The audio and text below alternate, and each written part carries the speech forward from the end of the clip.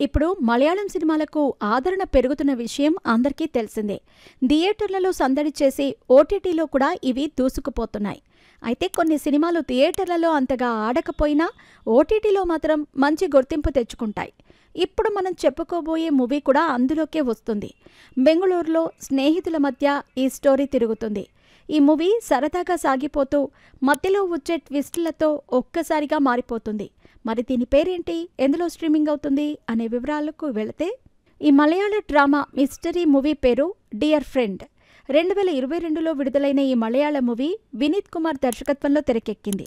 ఇందులో టావినో థామస్, దర్శన రాజేంద్రన్, బాసిల్ జోసెఫ్, అర్జున్ లాల్, అర్జున్ రాధాకృష్ణన్, సంచనా నటరాజన్ ప్రధాన పాత్రల్లో నటించారు. ఈ సినిమా బెంగళూరులో నివసించే 5 స్నేహితుల చుట్టూ తిరుగుతుంది. ఈ మూవీ ఓటీటీ ప్లాట్ఫామ్ నెట్ఫ్లిక్స్లో స్ట్రీమింగ్ అవుతోంది.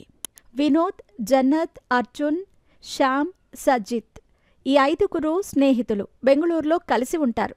వీరు ఒక హెల్త్ యాప్ను అభివృద్ధి చేసే స్టార్టప్లో పనిచేస్తూ జీవితాన్ని సరదాగా గడుపుతూ ఉంటారు. వాళ్ళు పార్టీలు, ప్రాంక్లతో ఎంజాయ్ చేస్తూ ఉంటారు. ఒకసారి వినోద్ పుట్టినరోజు సందర్భంగా అతన్ని సూపర్ మ్యాన్ కాస్ట్యూమ్స్లో నగరంలో తిరిగేలా ప్రాంక్ చేస్తారు. అయితే ఈ సరదా కారణంగా ఒక గొడవ జరిగి వారు పోలీసులచే అరెస్ట్ అవుతారు. ఈ ఘటన వినోద్ను ఇబ్బంది పెడుతుంది, కానీ అతను దాన్ని తేలిగ్గా తీసుకుంటాడు. ఇలా సాగిపోతున్న వీరి జీవితాల్లో అనుకోని మలుపు తిరుగుతుంది. ఒకరోజు వినోద్ అనూహ్యంగా తన స్నేహితుల నుండి దూరమవుతాడు. ఎటువంటి సమాచారమూ లేకుండానే అదృశ్యమవుతాడు. ఈ సంఘటన స్నేహితులను గందరగోళానికి గురిచేస్తుంది. వాళ్ళు వినోద్ గురించి తెలుసుకునేందుకు ప్రయత్నిస్తున్నప్పుడు అతని గతం గురించి కొన్ని షాకింగ్ విషయాలు బయటపడతాయి.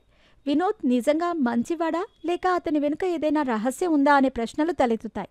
అతని గురించి అసలు విషయాలు తెలుసుకోవటానికి మిగతా ఫ్రెండ్స్ ప్రయత్నిస్తారు. చివరికి వినోద్ అదృశ్యం వెనుక కారణమేంటి, అతను మళ్ళీ తిరిగి వస్తాడా, స్నేహితులు అతన్ని ఎలా కనిపెడతారు, ఈ విషయాలను ఈ మలయాళం సినిమాను చూసి తెలుసుకోవాల్సిందే.